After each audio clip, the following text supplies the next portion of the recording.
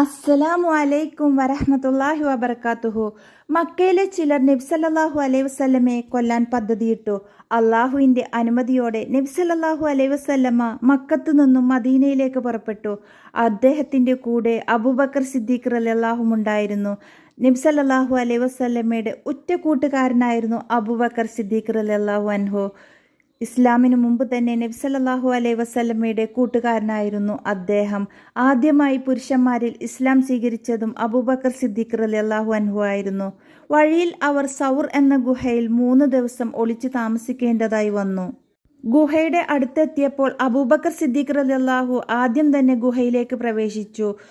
അദ്ദേഹം ഗുഹയിലെ ചെറുതുളകളെല്ലാം പരിശോധിച്ചു. എന്തെങ്കിലും വിഷജന്തുക്കൾ ഉണ്ടെങ്കിൽ നബി സല്ലല്ലാഹു അലൈഹി വസല്ലമയ്ക്ക് ദോഷം വരാതിരിക്കാനായിരുന്നു അദ്ദേഹം അങ്ങനെ ചെയ്തത്. ശത്രുക്കൾ അവരെ പിടിക്കാനായിട്ട് പിന്നാലെയുണ്ട്. ഗുഹയുടെ വാതിക്കൽ വരെ അവർ എത്തിയപ്പോൾ അബൂബക്കർ സിദ്ദീഖ് റളിയല്ലാഹുവിന് പേടി തുടങ്ങി. അദ്ദേഹം പറഞ്ഞു, അവർ താഴേക്ക് നോക്കിയാൽ തീർച്ചയായും നമ്മളെ കാണും.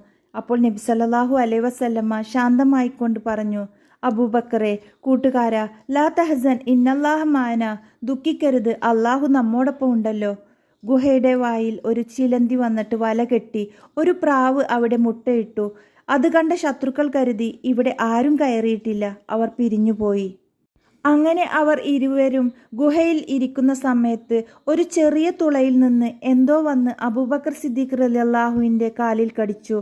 അന്നേരം നബി സല്ലല്ലാഹു അലൈഹി വസല്ലമ യാത്രയും ക്ഷീണവും കാരണം അബൂബക്കറിൻ്റെ മടിയിൽ തലവെച്ചുകൊണ്ട് ഉറങ്ങുകയായിരുന്നു.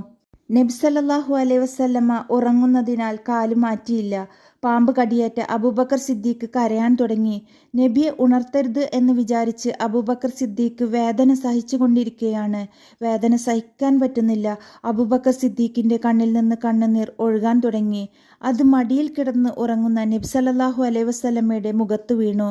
കണ്ണുനീർ വീണപ്പോൾ നബി സല്ലല്ലാഹു അലൈഹി വസല്ലമ ഉണർന്നു. എന്തുപറ്റി കൂട്ടുകാരാ, എന്തിനാണ് നീ കരയുന്നത്? നബി സല്ലല്ലാഹു അലൈഹി വസല്ലമ എഴുന്നേറ്റുകൊണ്ട് ചോദിച്ചു. അബൂബക്കർ സിദ്ദീഖ് റളിയല്ലാഹു അൻഹു കാര്യം പറഞ്ഞു.